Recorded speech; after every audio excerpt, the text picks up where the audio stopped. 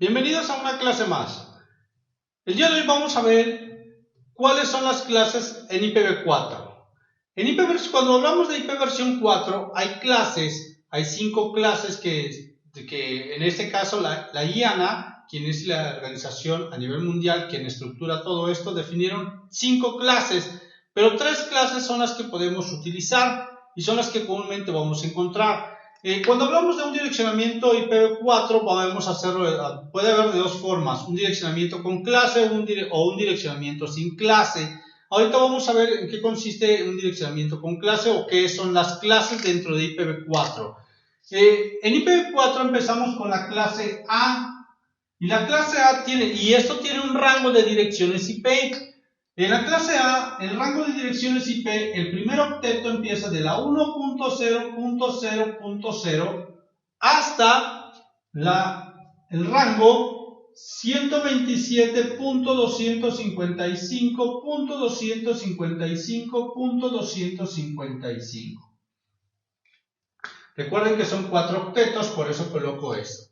En una clase B, el rango de direccionamiento empieza de la 128.0.0.0 hasta la 191.255.255.255.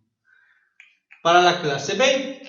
Para la clase C, el rango de direccionamiento empieza de la 192.0.0.0 hasta la 223.255.255.255.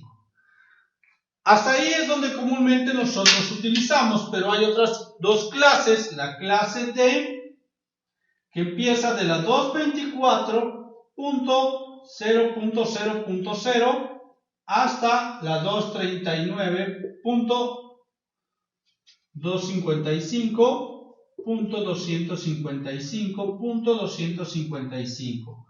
Y la clase E va de la 240.0.0.0 hasta la 255.255.255.255.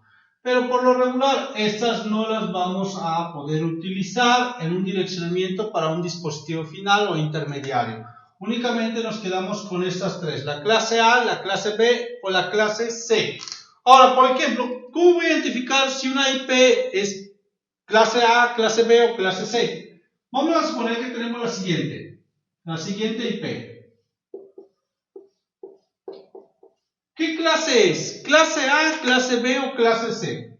¿O clase D o clase E? Me fijo en el primer octeto, el 10.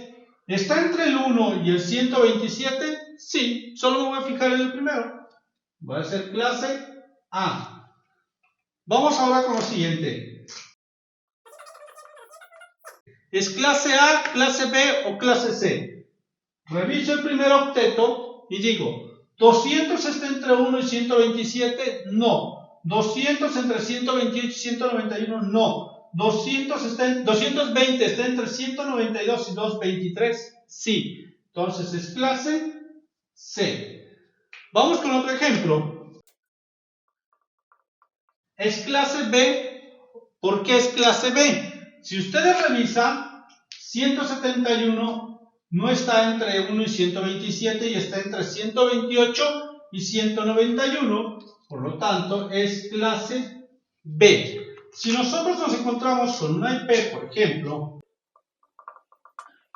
247.200.20.10, ¿qué clase es? 247 no está entre 1 y 127, ni entre 128 y 191, ni entre 192 y 223. 247 no está entre 224 y 239, está entre 240 y 255. Esta es una clase E. Si hablamos ahora, vamos a poner otro ejemplo. ¿Qué clase es? 230 está entre 240, está entre 224 y 239. ¿Eso qué quiere decir? Que es una clase D. Clase D. ¿Vamos?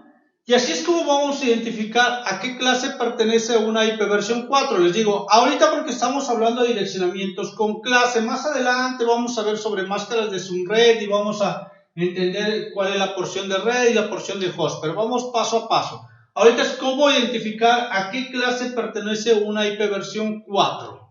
Espero que haya quedado claro esta parte.